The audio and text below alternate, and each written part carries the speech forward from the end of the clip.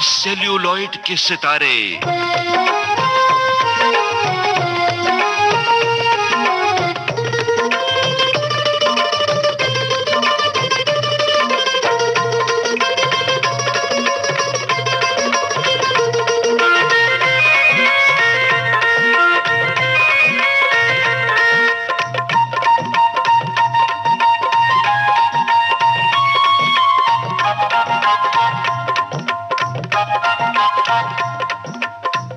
Cellulite के सितारे कार्यक्रम में श्रोताओं, आज हमारे मेहमान सितारे हैं अभिनेता, निर्देशक और लेखक के रैना। इनसे बातचीत कर रही हैं नीता वाजपेयी। रैना जी नमस्कार और स्वागत है आपका सेल्यूलॉइड के सितारे कार्यक्रम में। सेल्यूलॉइड के सितारे कार्यक्रम सुनने वालों को मेरा नमस्कार। रैना साहब, आप रंगमंच की हर विधा से जुड़े हैं। सीरियल्स में भी आपने काम किया है और फिल्मों में लेखक के रूप में आप जुड़े हैं। इसके अलावा आपने म्यूजिक वीडियोस भी बनाया है।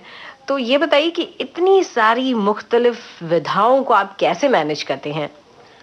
देखिए, मैं बहुत ही खुशकिस्मत रहा हूँ इस मामले में कि मेरी बेसिक ट्रेनिंग स्टेज पे हुई है। रंगमंच पे जो काम होता है वो सिर्फ एक्टिंग का काम नहीं होता कि आप एक्टर हैं या आप डायरेक्टर हैं या आप सेट डिज़ाइनर हैं। वो एक ऐसा काम है जिसमें ग्रुप के लोगों को हर एक काम में अपना अपना थोड़ा कंट्रीब्यूशन देना पड़ता है। इसलिए जब से मैं स्टेज पे रहा, मैंने एक्टिंग की, मैंने डायरेक्शन भी थोड़ा किया, फिर स्टेज में भी थोड़ा हेल्प किया, मेकअप में भी थोड़ा हेल्प किया। तो इस वजह से सारी बातों का मुझे थोड़ा थोड़ा अनुभव मिला। वही अनुभव आगे जब मुझे टेलीविज़न पे काम करना पड़ा, डायरेक्शन करना पड़ा या म्यूज़िक वीडियो डायरेक्ट करना पड़ा, वो सारा अनुभव मुझे काम आया। और शायद इसी वजह से मैं सारे काम एक ही साथ मैनेज कर पा रहा हूँ बड़ी आसानी से। यूँ आप ऐसा कह सकती हैं। आपने कहा कि आप स्टेज से आप जुड़े हुए हैं।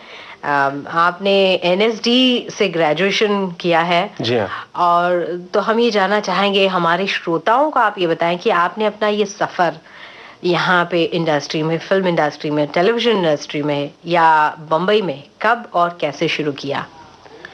देखिए, मेरी पैदाइश तो वैसे कश्मीर में हुई है। वहाँ बचपन से नाटक का शौक़ रहा।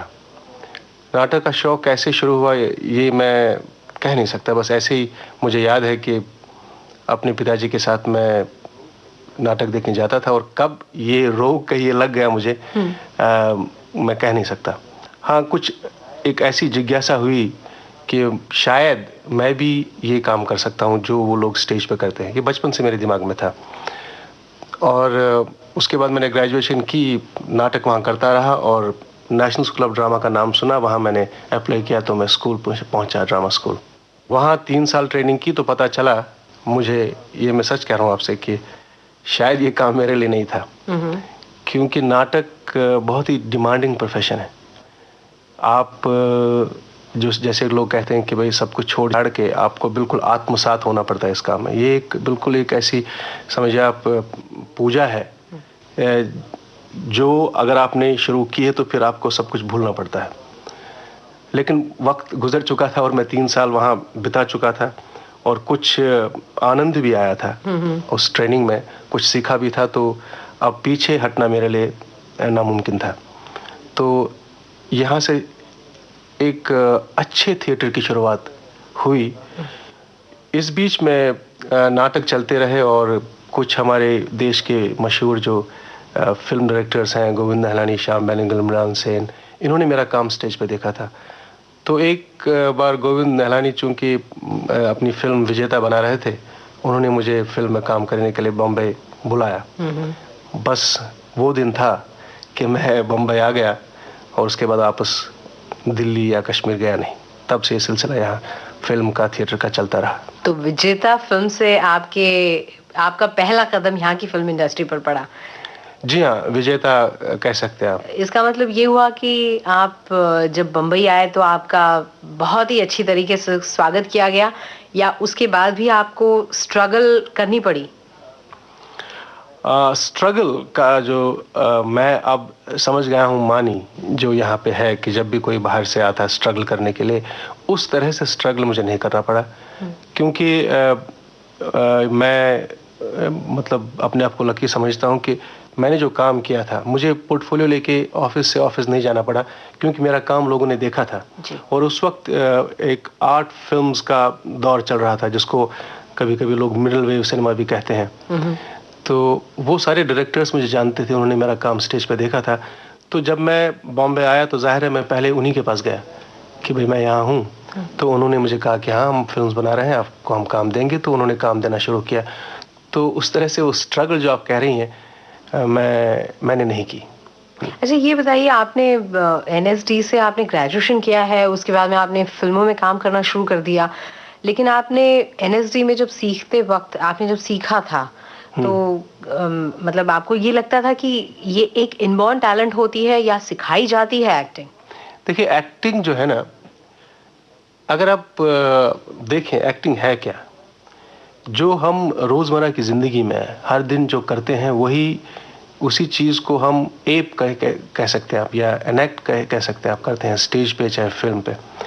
मुझे लगता है कि एक आदमी जो अपनी फीलिंग्स को, इमोशंस को अच्छी तरह समझ सकता है, एक आदमी जिसका ऑब्जर्वेशन अच्छा हो, और एक आदमी जिसको मैं कहूँ कि थोड़ा बोल्ड हो, जिसको हम कहते हैं कि इंट्रोवर्ट नहीं हो, थोड़ा एक्सट्रोवर्टिश हो, शर्म नहीं हो उसको, वो आदमी अगर कोशिश करे तो वो एक्टिंग कर सकता है। बिल्कुल।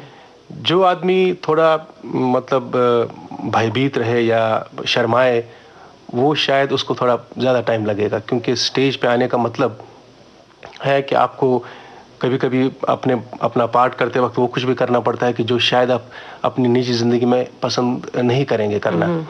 तो आपको वो सारी चीज़ें, वो सारी ट्रेनिंग जो है ना, वो सारी ट्रेनिंग जो है, जैसे ड्रामा स्कूल की ट्रेनिंग है, वो ट्रेनिंग आपको वो फन सीखने में मदद करती है। लेकिन जहाँ तक फीलिंग्स का सवाल है, चीज़ों को समझने का सवाल है, मुझे लगता है कि वो एक इनबॉर्न टैलेंट होता है। वो अगर आप में नहीं है तो आप में कभी नहीं आ सकता, चाहे आप किसी भी इंस्टीट्यूट में जाइए। आप टेक्निक सीखेंगे, भावुकता आपको सिखाई नहीं जा सकती, इमोशंस के साथ खेलना आपको सिखाया नहीं जा सकता है। आपको एक टेक्निक सिखाया जा सकता है कि भाई स्टेज ये है, यहाँ पे ऐसे चला जा सकता है, आप अपनी वॉइस को कैसे मॉड्यूलेट कर सकते हैं, आपकी वॉइस अगर कमज़ोर है तो उसको थोड़ा भारी बनाना या उसको ज़ोरदार बनाना, ये चीज़ आपको सिखाई जा सकती है, वो टेक्निक सिखाई जा सकती है। लेकिन बेसिकली एक्टिंग, अभिनय जो है वो खेल है अपनी फीलिंग्स के साथ खेलना। वो खेलना अगर आप में नहीं है, कुदरत ने आपको नहीं दिया है, तो मुझे लगता है कि शायद आप नहीं कर सकते। रैना जी, इस वक्त हमें लग रहा है कि एक गाना हो जाए आपकी पसंद का हमारे श्रोताओं के लिए। हाँ, जिस तरह से आप बहुत ही आनंद के साथ मुझसे बातचीत कर रही हैं, तो मुझे लगता है कि ये छम्मा छम्मा गाना जो है ना, हम अपने श्रोताओं को सुनाएं। China Gate. हाँ।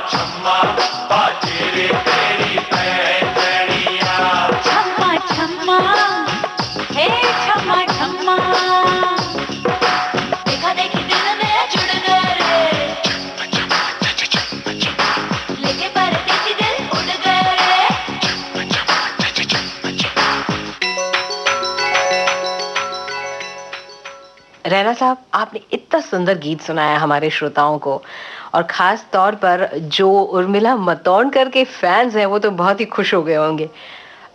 इस फिल्म में भी आपका योगदान रहा है बतौर लेखक?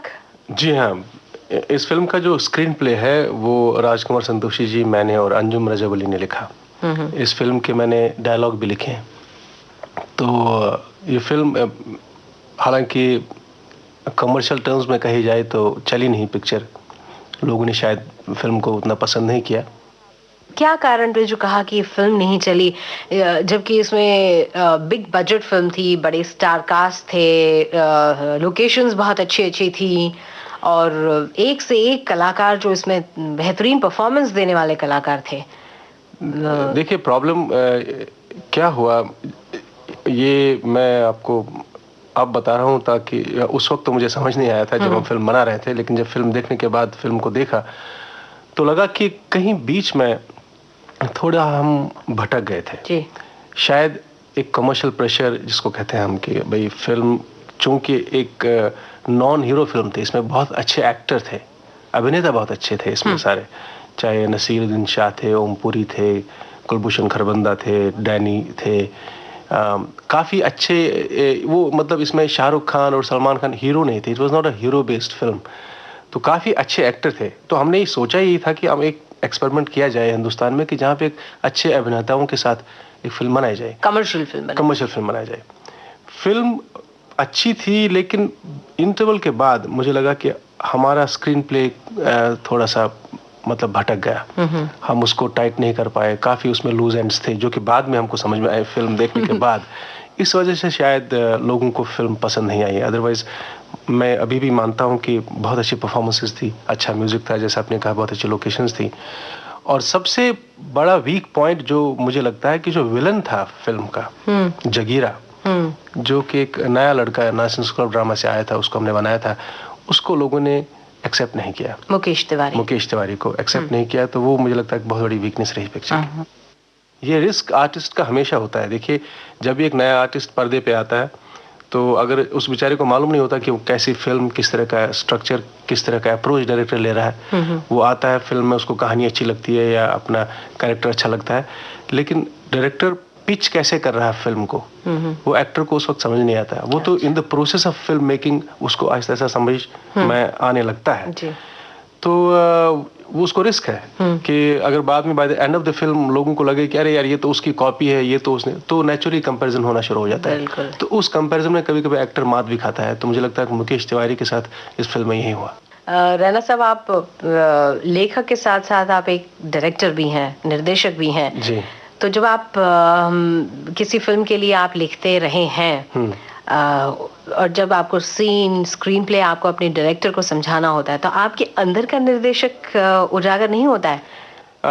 हाँ, मैं आपको बताऊं कि मैं बहुत मेरी ललक है कि मैं भी अपनी एक फिल्म डायरेक्ट करूं, और अगर ईश्वर ने चाहा तो बहुत जल्द अपनी फिल्म एक डायरेक्ट करूंगा। मैं स्क्रिप्ट में काम कर रहा हूं, मैं स्क्रिप्ट पे, ये ज़रूर है। और मेरे साथ एक और बात भी होती है कि जो कि बहुत ईजी होता है, चूँकि मैं एक अभिनेता हूँ, शुरुआत मेरी अभिनय से हुई है। तो अब जब मैं रोल मतलब एक किस्सा सुनाता हूँ मैं आपको। पुकार में एक सीक्वेंस था जिसका डायलॉग मैंने लिखा था अनिल कपूर के लिए। तो राजकुमार संतोषी जी को समझ नहीं आ रहा था कि ये कहता है, उन्होंने कहा कि यार बहुत लंबा 2-3 पेज का डायलॉग लिखा है आपने, तो ये तो बहुत ही वर्डी है, इट्स लाइक थिएटर, तो ये फिल्म का ये नहीं है, तो मुझे नहीं लगता ये उसका कुछ करना पड़ेगा। तो मैं गया, मैंने दोबारा कोशिश की लिखने की, लेकिन जिस तरह की कहानी बन रही थी और जिस तरह का जब मतलब क्लाइमैक्स हो रहा था, तो मुझे लगा कि ये करेक्ट है। अब राज जी मान नहीं रहे और मैं भी नहीं मान रहा, मैं कहूँ ये ऐसे ही होगा। चूंकि मैं अभिनेता हूँ, तो मैंने उसको कहा कि राज जी आप सुन लीजिए, मैं बताऊंगा कैसे होगा ये। तो मैंने एकदम एनेक्ट करके वो सीक्वेंस, जैसे मैं आपके सामने बैठा हूँ, मेरे सामने स्क्रिप्ट थी, मैंने सिर्फ उसको जैसे रेडियो में प्ले में करते हैं उसको मैंने एनेक्ट किया। अच्छा। तो फौरन राज जी को समझ में आया कि ये तो इतना अच्छा इमोशनल सीक्वेंस हो सकता है, ये बहुत अच्छा इमोशनल सीक्वेंस है। और मुझे खुशी इस बात की है कि वो अनिल कपूर ने तो बहुत ही कमाल का किया। अगर आपने फिल्म देखी होगी कि जब वो शराब के माधुरी दीक्षित के घर में जाते हैं, वो सीक्वेंस, और मैंने अनिल को तभी कहा था कि जब मैंने देखा था उनको एक्ट करते, मैंने कहा था कि अनिल इसमें तुमको ज़रूर नेशनल अवार्ड मिलेगा, और मुझे खुशी है कि ये बात सच हुई। क्या बात है, आपको वो डायलॉग याद है? डायलॉग याद नहीं है क्योंकि काफ़ी समय हुआ है। हालांकि मैंने उसको काफ़ी कहा वहाँ पे जब मैं राज्य को समझा रहा था, लेकिन अभी याद नहीं है। अच्छा, गाना तो याद होगा आपको इस फिल्म का? हाँ, आप पुकार का वो जो माधुरी का गाना है वो आप सुनाइए लोगों को।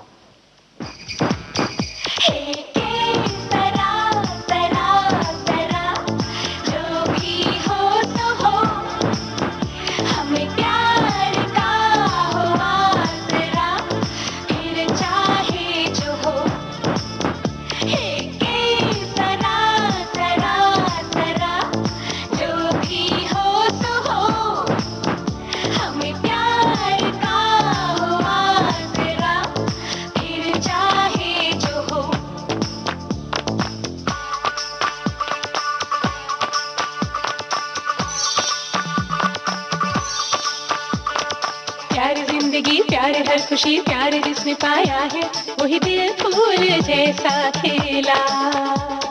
प्यार गलती है, प्यार धोखा है, प्यार घर की छाया है, देखो फिर ना करना गिला। प्यार जिंदगी, प्यार हर खुशी, प्यार जिसने पाया है वही दिल फूल जैसा खिला। प्यार गलती है, प्यार धोखा है, प्यार घर की छाया है, देखो फिर ना करना गिला।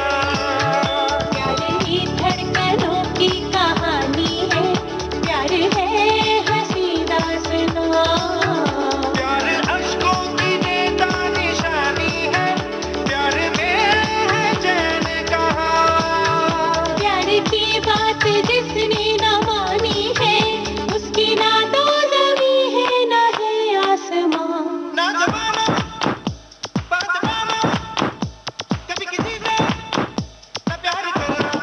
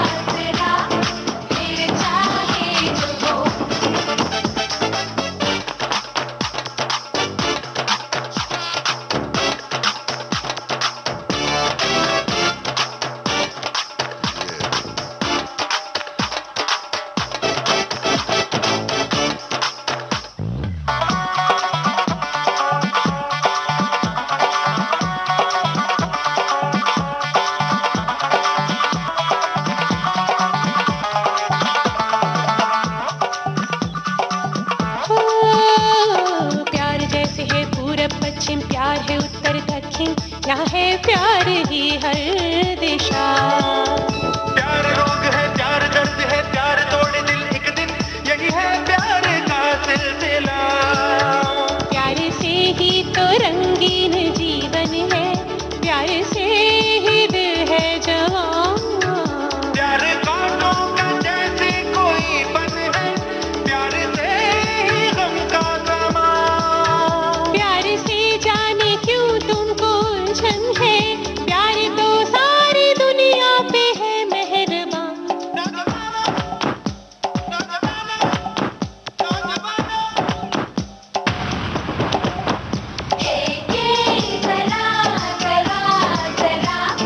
जो भी हो तो हो, हमें प्यार का हो आसरा, फिर चाहे जो हो।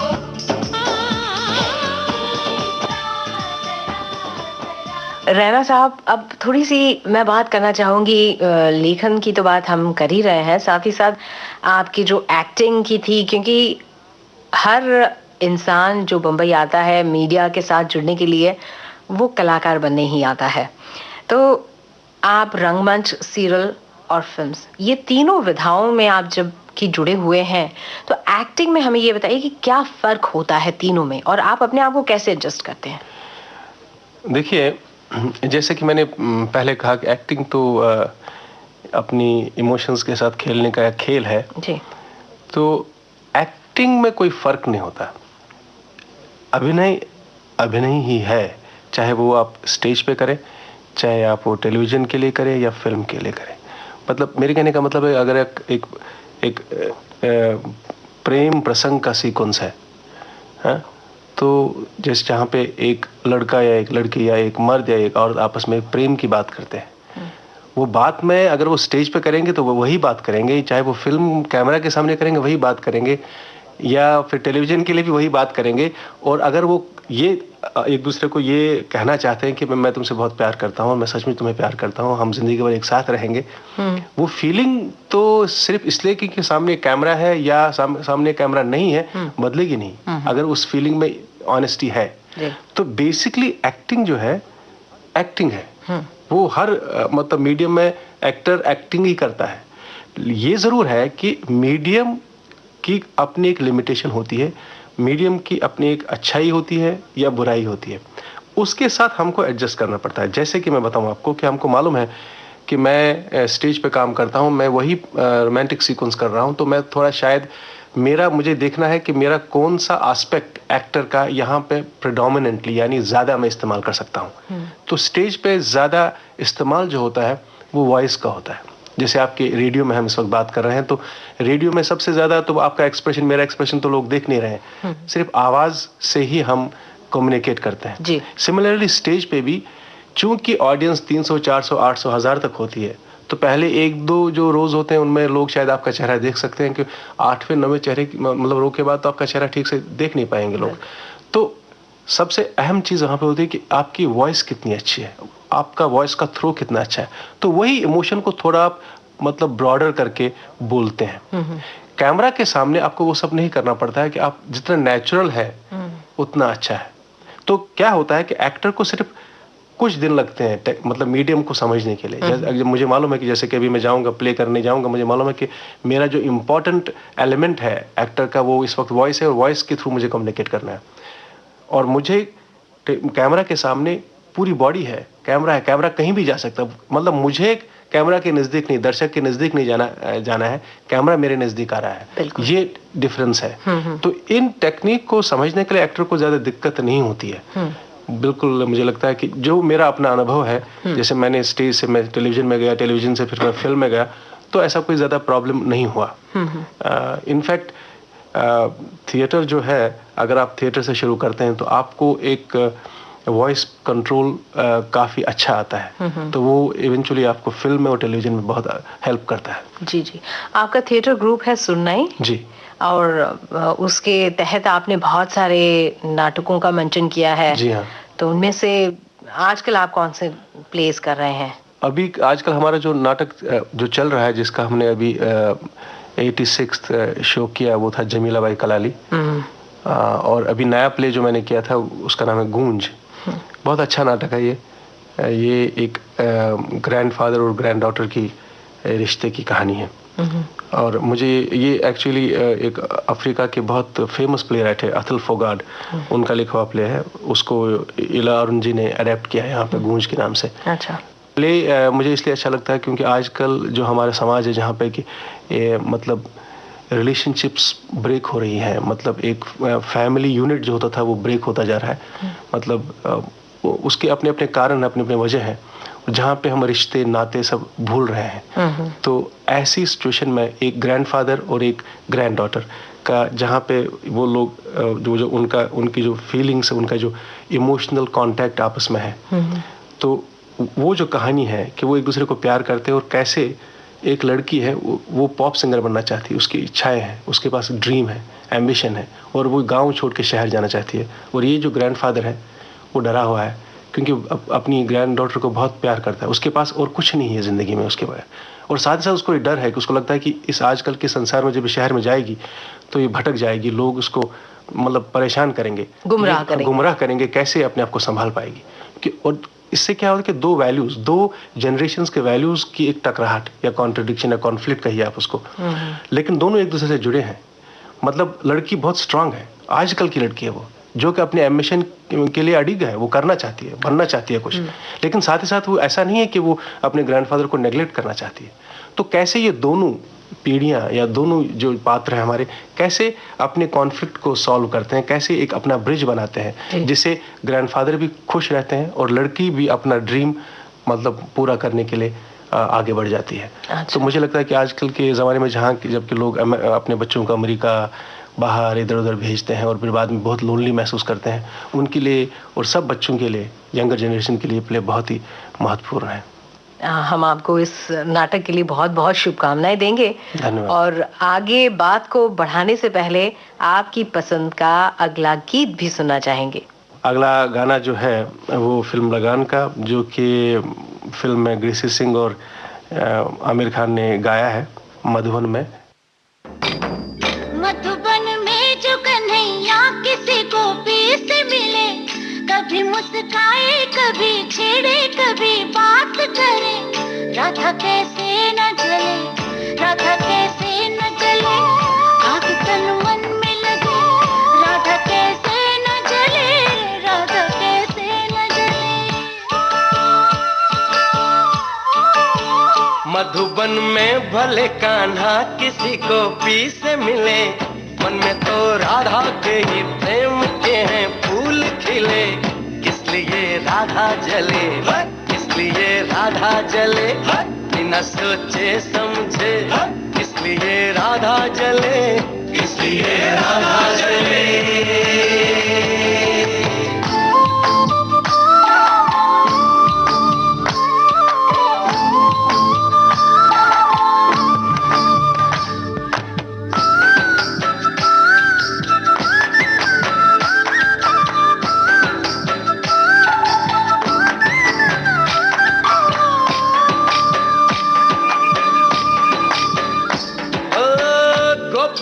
तारे हैं चांद है राधा, फिर क्यों है उसको विश्वास आधा।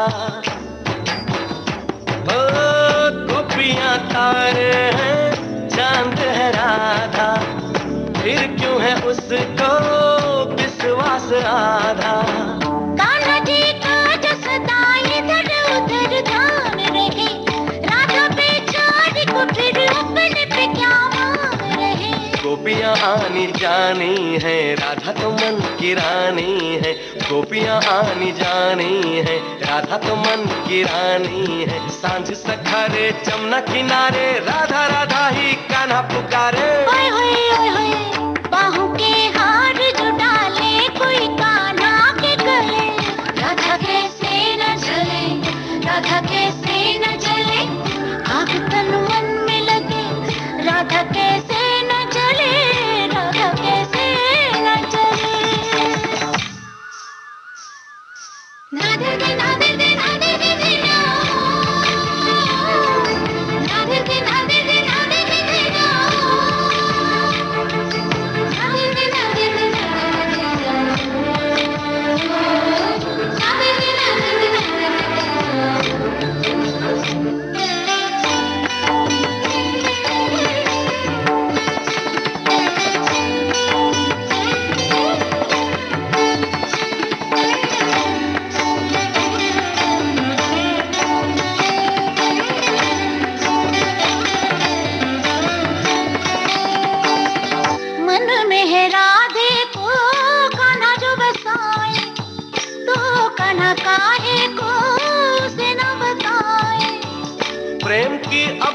अलग बोली अलग भाषा है, बात नैनों से हो कान्हा की यही आशा है। कान्हा के ये जो नैना है, जिन्हें गोपियों के चैना है, कान्हा के ये जो नैना है, जिन्हें गोपियों के चैना है। मिली नजरिया हुई बाबरिया, गोरी गोरी सी कोई गुजरिया।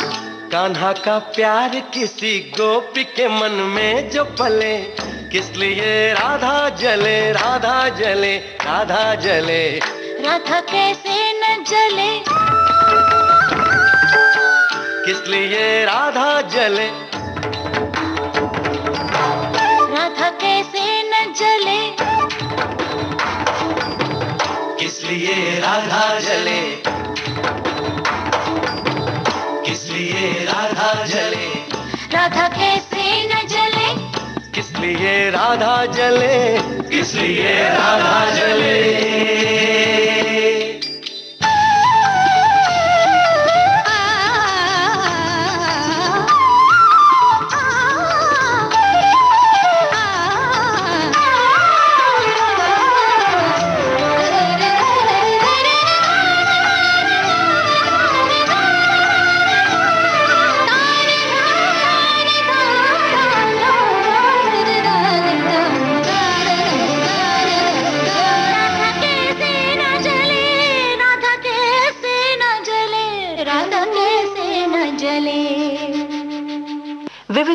से श्रोताओं, आप सुन रहे हैं कार्यक्रम सेल्यूलाइट के सितारे और आज हमारे सितारे हैं अभिनेता, लेखक और निर्देशक के रैना। इनसे बातचीत कर रही हैं नीता वाजपेयी। रैना साहब, आपने अभी थोड़ी देर पहले हमारी बातचीत में रिस्क फैक्टर की बात कही और अभी अभी आपने इतना खूबसूरत गीत हमारे श्रोताओं को सुनवाया जी। तो हम आपसे यही जानना चाहेंगे कि एक राइटर है या एक डायरेक्टर है या एक प्रोड्यूसर है, वो अपने श्रोताओं की नब्ज किस तरह से पकड़ता है कि कहाँ तक उसका रिस्क खरा उतरे, वो उसमें सफल हो या उसको नुकसान उठाना पड़े। देखिए, लगान जहाँ तक फिल्म है, मैं ये महसूस करता हूँ कि जब स्क्रिप्ट लिखी गई होगी और आमिर खान को सुनाई होगी तो उन्होंने फिल्म को रिजेक्ट किया होगा, ये मेरा पूरा यकीन है। अच्छा। क्योंकि पेपर पे फिल्म बिल्कुल अपील नहीं करेगी आपको। ये मैं इसलिए कह रहा हूँ क्योंकि मैं खुद लिखता हूँ और मैं जब खुद लिखा हुआ स्क्रिप्ट पढ़ता हूँ और कई स्क्रिप्ट्स मैंने लोगों को सुनाए हैं जो कि मुझे लगता है कि मेरे बहुत अच्छी फिल्में हैं, अच्छी फिल्में बन सकती है, लेकिन उनको समझ नहीं आती। लगान फिल्म में रिस्क ज़रूर लिया आमिर खान ने और मैं बहुत खुश हूँ उसके लिए कि फिल्म इतनी अच्छी चली और लोगों को पसंद आई और यहाँ तक कि ऑस्कर तक गई। लगान की सबसे खूबसूरत बात जो है वो है उसकी सिंपलिसिटी। मुझे लगता है कि बहुत ही सीधी सादी कहानी है और दूसरी बात यह है कि एक कलेक्टिव पावर की बात की गई है। वहाँ एक सिंगल हीरो की बात नहीं है, एक कलेक्टिव पावर की बात है। और दूसरा, मेरे हिसाब से जो वर्क किया ऑडियंस के लिए वो है अंग्रेज के खिलाफ हिंदुस्तानियों का लड़ना, भले ही क्रिकेट मैच में मतलब लड़ना हो। तो ऐसी सिचुएशन में अगर आप देखेंगे फिल्में लगान या आप गदर कहिए, देखिए जहाँ या जितने भी पेट्रियोटिक फिल्में हैं वो बहुत वर्क कर गई ऑडियंस के साथ, क्योंकि आज ऑडियंस थोड़ा जागरूक है, वो चाहता है कि अपने देश के प्रति सोचता है। तो मुझे लगता है कि ये जो इमोशन है कि अंग्रेजों के खिलाफ जो लड़ाई है, वो ये इमोशन बहुत अच्छा वर्क किया, जहाँ which is the basic essence of the script. उसके अलावा फिल्म सच्ची लगती है। वो इसलिए सच्ची लगती है क्योंकि जितने भी बाकी कैरेक्टर्स हैं वो कोई हीरो नहीं है, वो स्टार नहीं है, सब ऐसे चेहरे हैं जिन पे दर्शक यकीन करता है कि ये उस गांव के लोग होंगे। ये उसने बहुत अच्छा काम किया था आमिर ने कि बाकी जितने भी कैरेक्टर्स थे अपने अलावा, इंक्लूडिंग ग्रेसी सिंह, वो नोन फेसेस उस तरह से नहीं थे।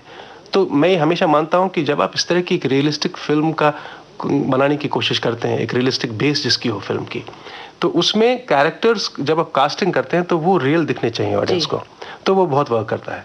उसके अलावा टेक्निकली बहुत सुपर्ब फिल्म है, बहुत ही सुपर्ब फिल्म है। गाना, म्यूजिक बहुत अच्छा है, रहमान साहब ने बहुत अच्छा म्यूजिक दिया है, गाने अच्छे गाए गए हैं, परफॉर्मेंसेस बहुत अच्छी हैं। तो ये सब चीज़ों का मिश्रण मैं मानता हूँ कि जब आप देखिए कहानी बेसिकली आपकी अच्छी है, हो गई वो, उसका जो बेसिक स्पाइन है, वो जो एक जो इमोशन जिस पे आप खेल रहे हैं वो अच्छा वर्क कर गया। उसके अलावा आपने जो बाकी जो मतलब पिक्चर को जो माउंट किया है वो सारी चीज़ें इतनी अच्छी है, कैमरा वर्क इतना अच्छा है, तो जाहिर है कि ये फिल्म को सक्सेसफुल होना ही था, तो इसलिए ये वर्क कर गई। बिल्कुल। रैना साहब, आप जब कह रहे हैं कि कहानी ही एक फिल्म की जान होती है और लोग भी अच्छी कहानी को अप्रिशिएट करते हैं, फिल्म की हो या सीरियल की हो, और अक्सर देखा जाता है कि आर्ट फिल्म की कहानी बहुत ही बेहतरीन होती है, फिर भी कमर्शियल फिल्म्स ही लोग क्यों ज़्यादा देखते हैं? आर्ट फिल्म या पैरेलल सिनेमा जिसे कहते हैं, उसकी तरफ वे आकर्षित क्यों नहीं होते? देखिए, क्या है कि एक अजीब सा एटमॉस्फेयर कहिए आप, एक अजीब सा माहौल है हमारे देश में कि या तो मैं बहुत ही सच्चा हूँ या तो मैं बहुत ही झूठा हूँ, और बीच वाली बात कहीं है नहीं जी। और मुझे लगता है ये निहायत मेरी व्यक्तिगत ओपिनियन है। मैं नहीं चाहता हूँ कि मेरी बातें सुन के कोई भी मेरे डायरेक्टर जो आर्ट सिनेमा से जुड़े हैं नाराज़ हो जाए। मैं ये समझता हूँ कि उन्होंने एक बहुत बड़ी गलती जो वो समझ नहीं पाए। देखिए, वो फिल्म तो रियलिस्टिक बनाते थे और रियलिस्टिक फिल्म बनाते वक्त वो ये नहीं चाहते थे कि इनमें इस फिल्म में आर्ट गाने हों, क्योंकि कहानी डिमांड नहीं करती थी वो सब चीज़ें। तो वो रियलिज्म को बेसिस मान के फिल्म बनाने की कोशिश करते थे। लेकिन हमारी जो दर्शकों की ट्रेनिंग है सिनेमा देखने की, देखिए हर एक चीज़ की एक ट्रेनिंग बन जाती है ऑटोमेटिकली। वो जो ट्रेनिंग है, उनकी जो आदत है, वो थिएटर से मैं बताऊंगा, पारसी थिएटर हमारा बेसिस है, पारसी थिएटर। पारसी थिएटर से हमारा नाटक शुरू हुआ, या हमारा क्लासिकल थिएटर लीजिए आप, संस्कृत थिएटर लीजिए, उसमें म्यूजिक बहुत इंपॉर्टेंट रोल प्ले कर रहा है। पारसी थिएटर में एक सीक्वेंस के बाद एक गायक जरूर एक गाना गाता था, ऐसे ही उसका कोई कनेक्शन नहीं होता था स्क्रिप्ट के साथ। वो कॉमेडियन आके एक गाना वाना गा के चला जाता था, एक कमेंट करके निकल जाता था। तो वो ट्रेनिंग हमारे दर्शक को है। तो दर्शक जब हमारा फिल्म में जाता है उसको म्यूजिक चाहिए। और हमारी सोसाइटी में आप देखिए, हमारे घर में कोई मरता है तब म्यूजिक होता है, कोई पैदा होता है तब म्यूजिक होता है, शादी होती है तब म्यूजिक होता है। गाना, ये जो गाने के प्रति एक अजीब सा मतलब रूखापन जो हमारे जो आर्ट सिनेमा वालों ने अपनाया, बहुत देर तक अपनाया। अब तो नहीं, अभी तो देखिए जुबेदा फिल्म बहुत अच्छी श्याम बेनेगल ने बनाई, काफी म्यूजिक है उसमें। उससे पहले भी काफी फिल्म बनाई जिसमें काफी म्यूजिक, सुषमन में जिसमें मैंने काम किया था, काफी म्यूजिक था उसमें। शुरू में वो लोग सोचते थे कि अगर गाना रखेंगे हम तो यार हम तो बिल्कुल बिखर जाएंगे, तो ये तो लोग इस पर बिलीव नहीं करेंगे। मुझे लगता है कि ये गलती हो गई उनसे। इस वजह से क्या हुआ कि हमारे ऑडियंस जो है, देखिए आप मुझे बताना ये चाहते हैं कि भाई आपके घर में पानी नहीं है, आपके आज जो गली है उसमें कीचड़ ही कीचड़ है। मैं कहता हूं कि रियलिज्म में और क्रिएटिव रियलिज्म में थोड़ा फर्क जरूर होना चाहिए। और हिंदुस्तानी बेसिकली एक मतलब all Indians I believe they are dreamers. हम सपने बहुत देखते हैं और सपनों में जीना हमको बहुत अच्छा लगता है। तो ये जो बात है, जो कमर्शियल सिनेमा वालों को बहुत समझ में आ गई है। लेकिन ये दूसरी बात है कि वो सपना कुछ इतना एक्सटेंड करते जा रहे हैं कि अब उसका कुछ हमें मतलब सिर पैर समझ नहीं आता है। लेकिन सपना दिखाइए आप। तो मुझे लगता है कि कमर्शियल वालों ने वो सीख चुके थे वो। तो हमारे हिंदी सिनेमा वाले भले ही वो एक सही कहानी बता रहे हो, लेकिन मुझे लगता है कि कहीं न कहीं वो यहाँ पे वो बात चूक जाते थे। इसलिए मुझे लगता है कि शुरू में मतलब हमारे जो दर्शक है, अब तो देखते हैं, काफी फिल्में देखते हैं लोग, छोटी छोटी फिल्में जो बननी चाहिए, जिसमें दिल चाहता कहिए आप, फिलहाल कहिए आप।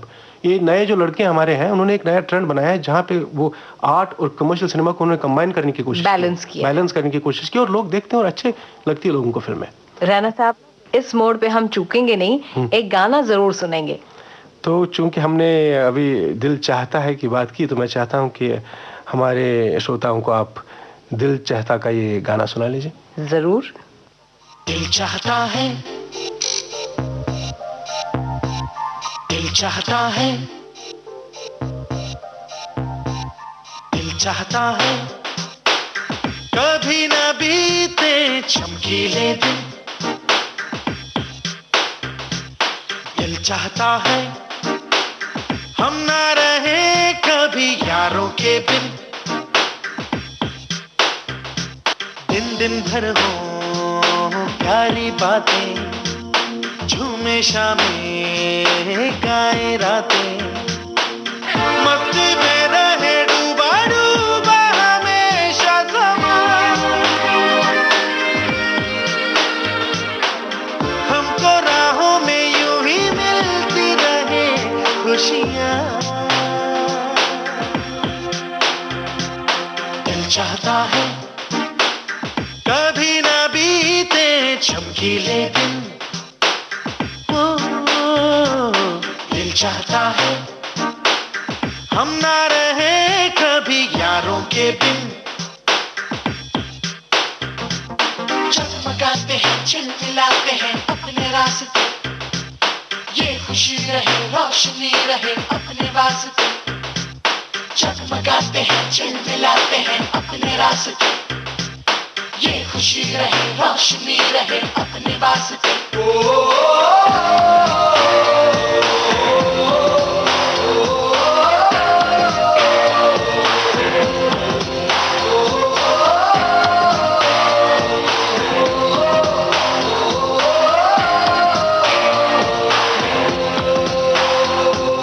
जहाँ रुके हम, जहाँ भी जाएं, जो हम चाहें वो हम पाए।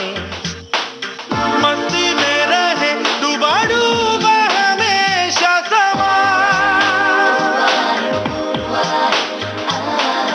हमको राहों में यूं ही मिलती रहे खुशियाँ। दिल चाहता है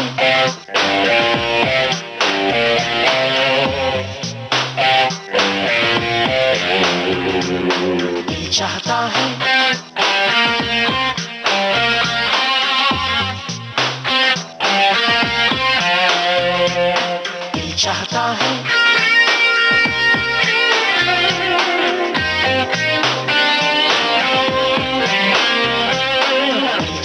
है।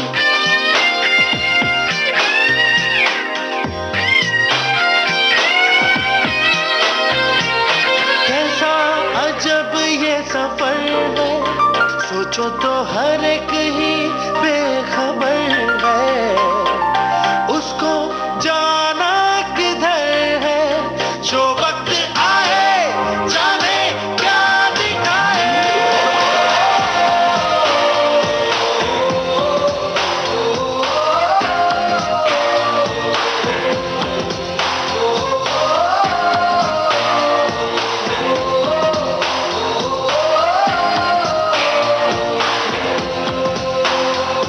दिल चाहता है कभी न बीते चमकीले दिन।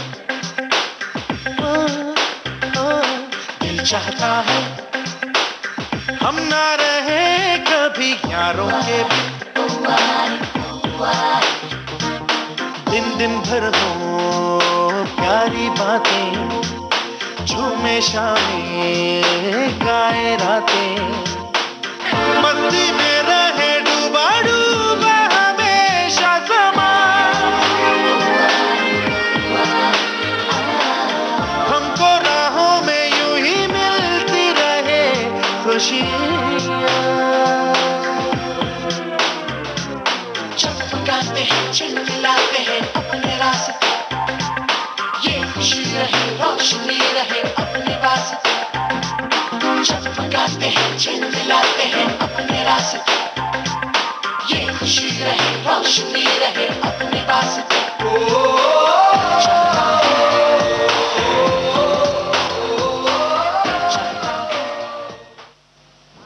रैना साहब, आज तक आपने जितना भी काम पर्दे पर किया है, स्क्रीन पर, चाहे छोटे पर्दे पर हो चाहे बड़े पर्दे पर, आपका सर्वश्रेष्ठ काम आपके मुताबिक कौन सा है?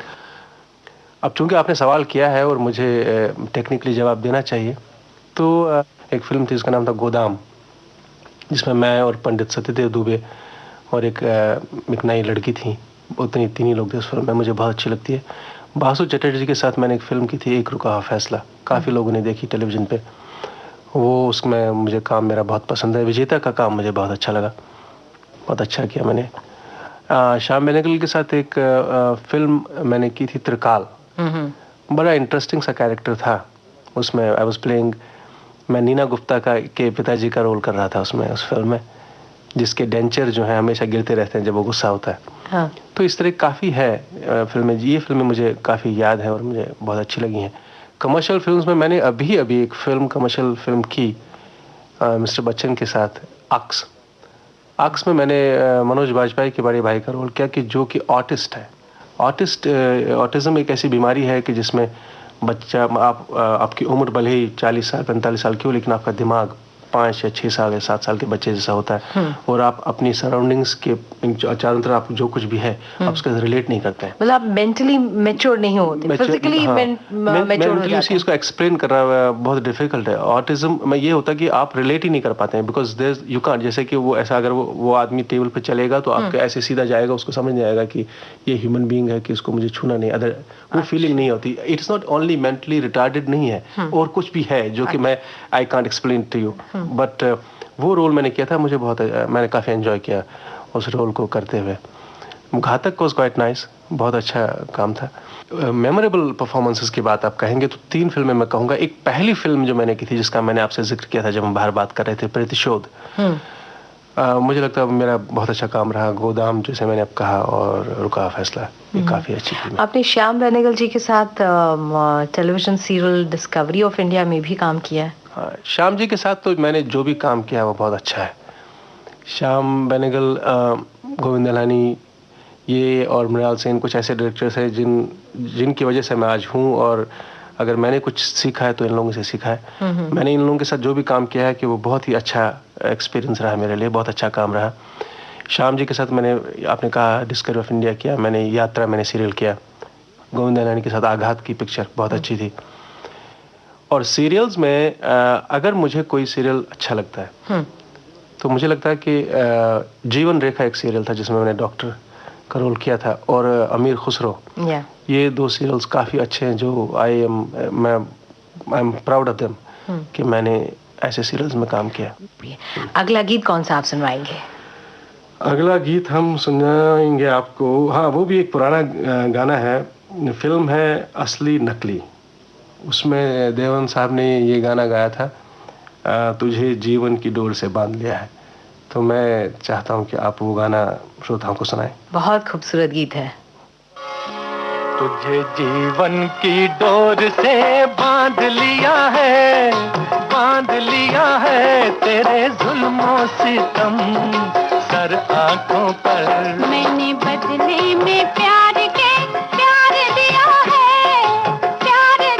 है तेरी खुशियाँ और गम सर आंखों पर।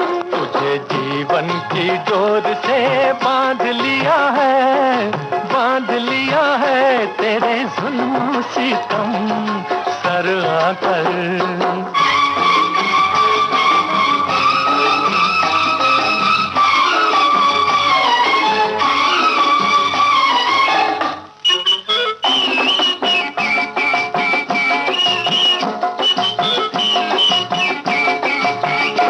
अप्सरा कोई आए तो देखूं नहीं, कोई बहकाए हंस के तो बहकूं नहीं।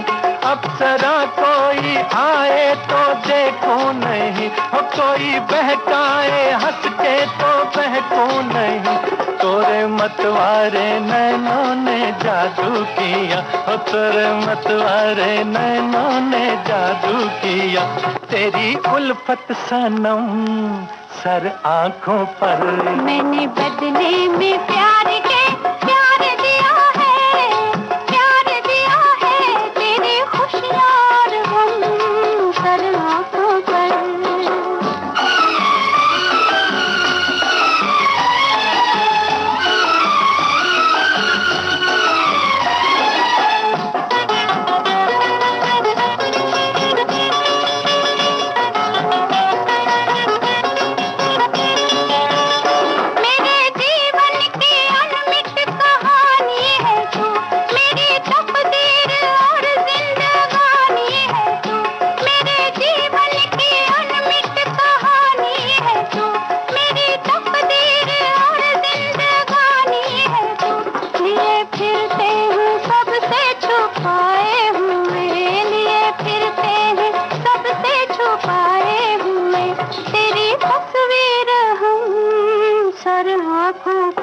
तुझे जीवन की डोर से बांध लिया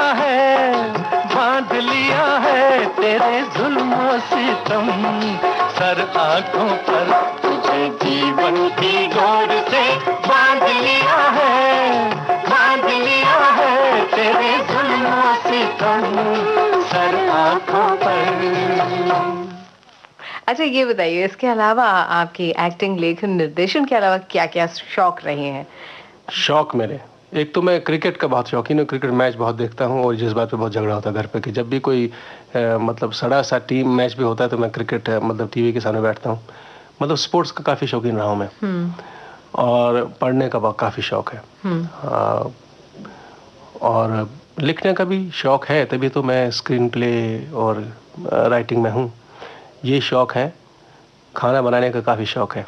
ये आपको थोड़ा आश्चर्य हुआ होगा कि कोई आदमी ये कह रहा है कि मुझे खाने बनाने का शौक है, और खिलाने का काफ़ी शौक है। अरे वाह, बस ये शौक है मेरे।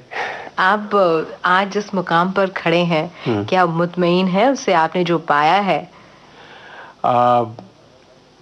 अगर मैं कहूँगा कि हाँ मैं मुतमईन हूँ तो ये झूठ होगा, ये सच नहीं है। कुछ खट्टा है, कुछ मीठा है, लेकिन सबसे बड़ी बात है कि मैं खुश हूँ। जैसा भी चल रहा है, जिस गति से भी चल रहा है, अच्छा ही है। क्योंकि जैसे अगर आपको याद होगा, मैंने पहले कहा कि जब मैं आया था इस फील्ड में, क्रिएटिव आर्ट्स में जब आया था, तो मैंने अपने आप को ये कहा था कि मैं वही काम करूँगा जो मुझे खुशी देगा। और मैं उस बात पर अभी भी हूँ। इसलिए मैं शायद उस दौड़ में नहीं हूँ। मैं दफ्तरों के आगे पीछे नहीं भागता अपना पोर्टफोलियो लेके कि मुझे काम चाहिए। मैं वही काम करता हूँ जो मुझे लगेगा कि ये अच्छा काम है और ये मुझे कुछ खुशी देगा। तो उस हिसाब से मैं कहूँगा कि मैं सेटिस्फाइड हूँ, मुतमईन हूँ। लेकिन जहाँ अगर अपने ग्राफ को देखा जाए कि मुझे इस उम्र में या इस जगह पहुँच तक मुझे कितना कुछ करना था, तो काफ़ी बाकी रहा है। और मैं उम्मीद करता हूँ कि अभी जो कुछ है वक्त मेरे पास कि मैं उस जो बैकलॉग जिसको कहते हैं हम अंग्रेज़ी में, उसको पूरा कर सकूं। और ये इसलिए नहीं कि मुझे कोई बहुत बड़ा इसमें अवार्ड लेना है, इसलिए कि हर एक आदमी अपना एक लक्ष्य रखता है। जैसे कि थिएटर में मैं मान के चलता हूँ कि मुझे इस साल ये 3 नाटक करने हैं या फिल्म में मुझे ये काम करना है, तो बस सिर्फ ये भी सिर्फ मैं, आप कहें कि मैं सेल्फिश कहिए या क्या कहिए उसको, कि मैं सिर्फ ये सब अपने लिए कर रहा हूँ कि अपने कुछ लक्ष्य बनाए हैं मैंने, उसमें थोड़ा बैकलॉग है। तो मैं ईश्वर से ही प्रार्थना करता हूँ कि मुझे शक्ति दे, साहस दे, ताकि मैं वो जो बैकलॉग है पूरा कर सकूं। आपका लक्ष्य क्या है? फिल्म है, सीरियल है या थिएटर है? मेरा लक्ष्य है लोगों के साथ बात करने का। और बात मैं लोगों से करना चाहता हूँ अपने आर्ट के जरिए, अपने थिएटर के जरिए, फिल्म के जरिए, टेलीविजन के जरिए। माध्यम कुछ भी हो, माध्यम कुछ भी हो, बात करने का। हर एक के साथ आप बात तो कर नहीं सकते, इसलिए, और अपनी बात। और दूसरा क्या है कि मैं लोगों में काफ़ी दिलचस्पी रखता हूँ। आप एक इंटरेस्टिंग बात बताऊंगा। एक बार मुझे किसी ने कहा था कि आप एक्टिंग क्यों करना चाहते हैं? तो मैंने कहा कि मैं दूसरों के दुख सुख का अनुभव करना चाहता हूँ। मैं बहुत लालची आदमी हूँ। मैं जानना चाहता हूँ कि ये फ़कीर जब सड़क पे होता है तो जब भीख मांगता है कि वो क्या कुछ गुजरता है उसके दिल में, और एक राजा जो वहाँ पे होता है जो राजसी करता है तो व्हाट ही फील्स। तो मैं वो जो लोगों में दिलचस्पी मुझे काफ़ी है, और मैं जीना चाहता हूँ, देखना चाहता हूँ कि उनकी व्यथा, उनके दुख, उनके सुख वो क्या है। ये एक्सपीरियंस करने का मुझे बड़ा शौक है। रैना साहब, बातचीत तो चल ही रही है, साथ ही साथ हमारे श्रोता की पुकार है, उनकी डिमांड है अगले गीत की।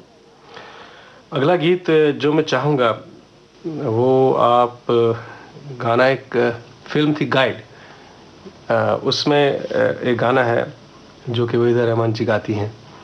गाना लिबरेशन का बहुत अच्छा गाना है, बहुत अच्छी फिल्म थी कि जहाँ पे आप अपने आप को, अपने सारे बंधन तोड़ के बिल्कुल अथाह आकाश में अकेले घूमना चाहते हैं बगैर किसी बंधन के। वो गाना था कांटों से खींच के ये आंचल। क्या बात है। वो गाना आप हमारे श्रोताओं को सुनाइए।